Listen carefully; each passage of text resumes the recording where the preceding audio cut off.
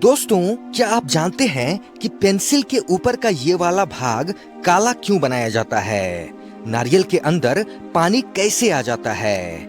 क्या आपने कभी वैज्ञानिक एलन ट्यूरिंग का नाम सुना है, जिनकी वजह से द्वितीय विश्व युद्ध 2 साल पहले ही खत्म हो गया था और एक अनुमान के अनुसार बहुत से सैनिकों की जान बच गई थी? और क्या आपको गूगल का फुल फॉर्म पता है? ऐसे ही मजेदार और रहस्यमय घटनाओं तथा फैक्ट्स के बारे में जानने के लिए वीडियो के अंत तक जरूर बने रहें दोस्तों। आज की वीडियो में आपको ऐसे ही ढेरों मजेदार जानकारियां जानने को मिलेंगी। नंबर 1, जापान में प्रेमी जोड़ों के लिए लव होटल्स बनाए गए हैं। दरअसल लव होटल्स कुछ देर के लिए बुक किए जाते हैं, जिसमें घंटे के आधार पर बुकिंग होती है। इन होटल्स में कमरे दिन के हिसाब से नहीं बल्कि घंटे के हिसाब से बुक करना पड़ता है। इसमें एक रात रुकने का किराया काफी ज्यादा हो सकता है, क्योंकि होटल के रेट घंटे के हिसाब से तय होते हैं। यहाँ नॉर्मल फैमिली रुकने से कतराती है। इस तरह का पहला होटल 1968 में ओसाका में बनाया गया था। फिलहाल पूरे जापान में ऐसे 37,000 से भी ज्यादा होटल हैं। जब कपल्स को कुछ समय पार्टनर के साथ स्पेंड करना होता है, तभी वो इन होटलों में रुकते हैं। कपल्स बुकिंग होने की वजह से इन्हें लव होटल्स का नाम दिया गया है। जापान में कई ऐसे लव होटल्स भी हैं, जिनके रूम का इंटीरियर स्पेस और गुफाओं जैसी थीम पर बनाया गया है। लव होटल्स में प्राइवेसी बनी रहे, इसलिए इसमें खिड़कियां नहीं होती और होटल स्टाफ यहां आने और रुकने वाले लोगों से कम बात करते हैं और उनकी प्राइवेसी का पूरा ध्यान रखते हैं। नंबर 2, अरस्तु का कहना था कि अगर दो चीजों को ऊंचाई से एक साथ नीचे छोड़ा जाए तो उन दोनों में से जो भारी चीज होगी वह हल्की से पहले जमीन पर गिरेगी। गैलीलियो अरस्तु की इस बात को सही नहीं मानते थे।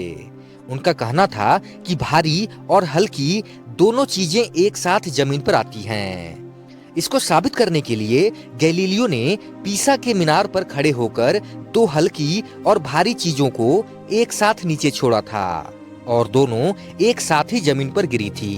कुछ इतिहासकार कहते हैं कि ऐसा करने की गैलीलियो ने सोची थी, लेकिन ऐसा गैलीलियो ने किया नहीं था। गैलीलियो के टाइम के कुछ लेखकों ने इस बात का जिक्र किया है।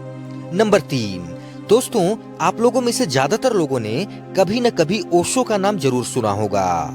ओशो अपने जन्म से 3 दिनों तक ना तो हंसे थे और ना ही रोए थे। उनकी यह बात लोगों में चर्चा का विषय बन गई थी। साथ ही साथ जन्म के बाद वो 3 दिनों तक बिना कुछ खाए पिए रहे थे और फिर चौथे दिन से सब कुछ सामान्य हो गया था और उन्होंने खाना पीना शुरू कर दिया था।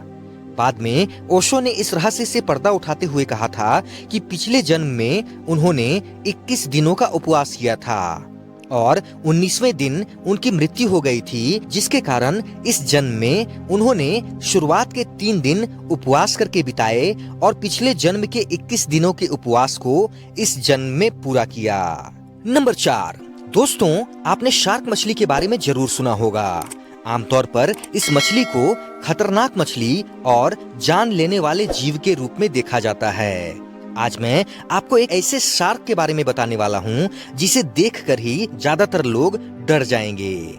इसका नाम है गॉबलिन शार्क। इन्हें भूतिया शार्क भी कहते हैं। इनका डरावना चेहरा, भयानक आंखें और खतरनाक जबड़ा किसी को भी डराने के लिए काफी हैं। यह शार्क की बिल्कुल अलग लेकिन एक दुर्लभ प्रजाति है। समुद्र में इनकी मौजूदगी के बारे में सबसे पहले साल 1898 में पता चला था।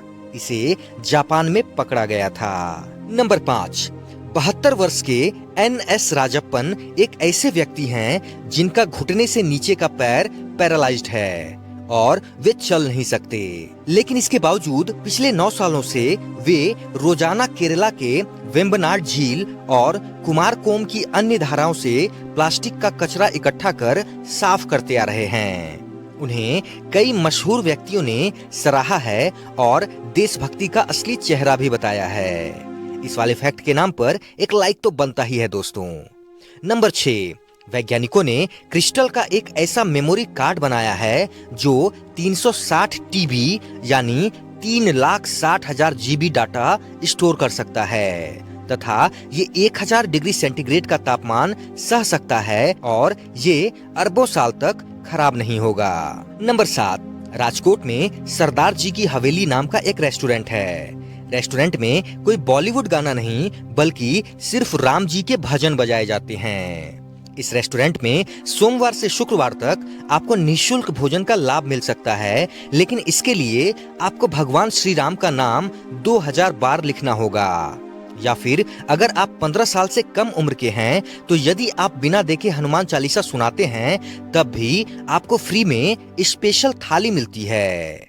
वहीं शनिवार और रविवार को भीड़ होने के चलते ऐसा नहीं किया जाता।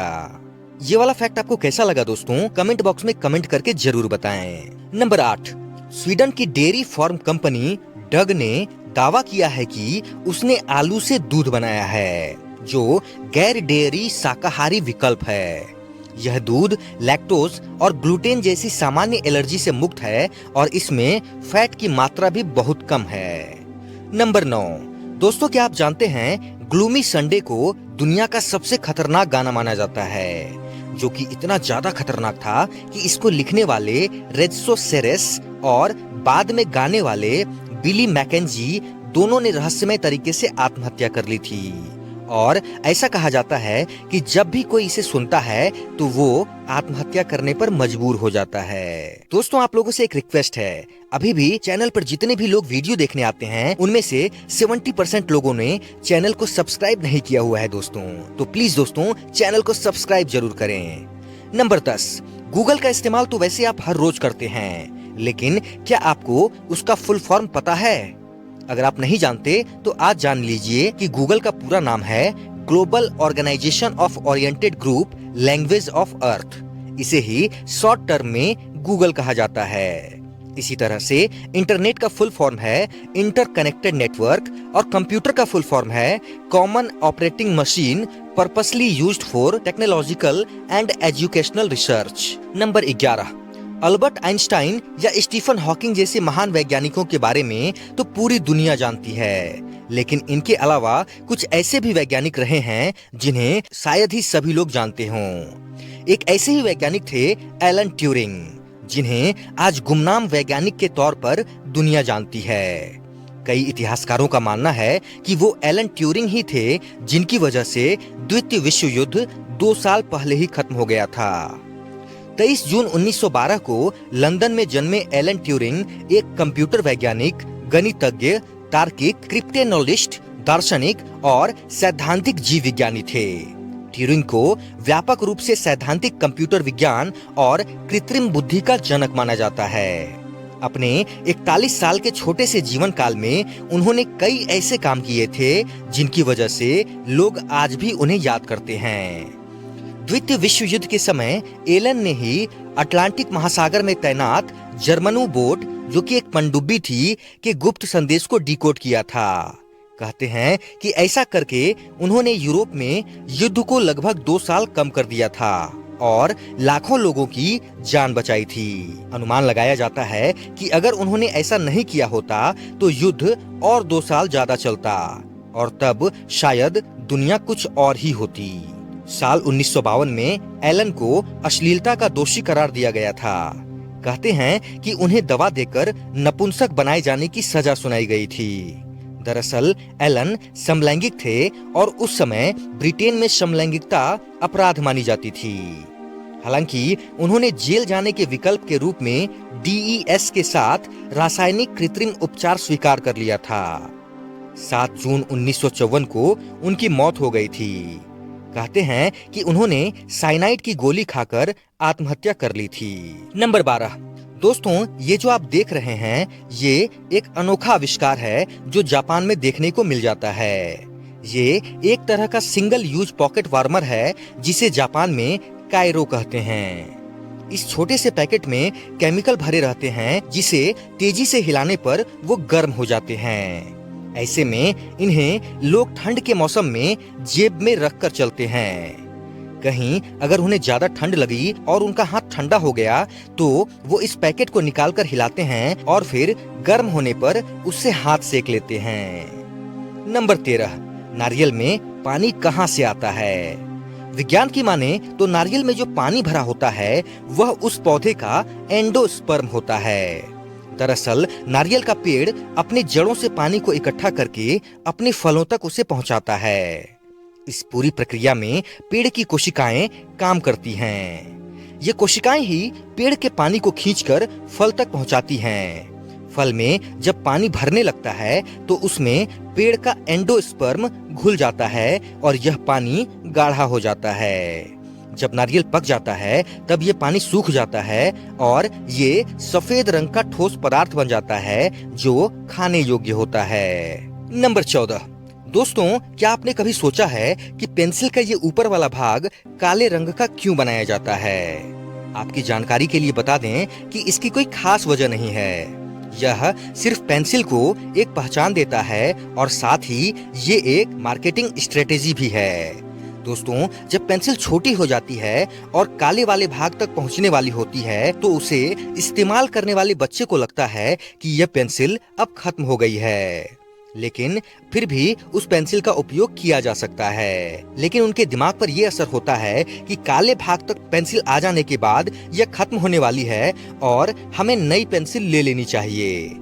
और पेंसिल छोटी होने के बाद बच्चे उस पेंसिल को छोड़कर दूसरी नई पेंसिल ले लेते हैं। दोस्तों आशा करता हूँ कि आज की वीडियो आपको अच्छी लगी होगी। अगर वीडियो अच्छी लगी हो तो लाइक करें, कमेंट करें, शेयर करें और प्लीज दोस्तों चैनल को सब्सक्राइब जरूर करें।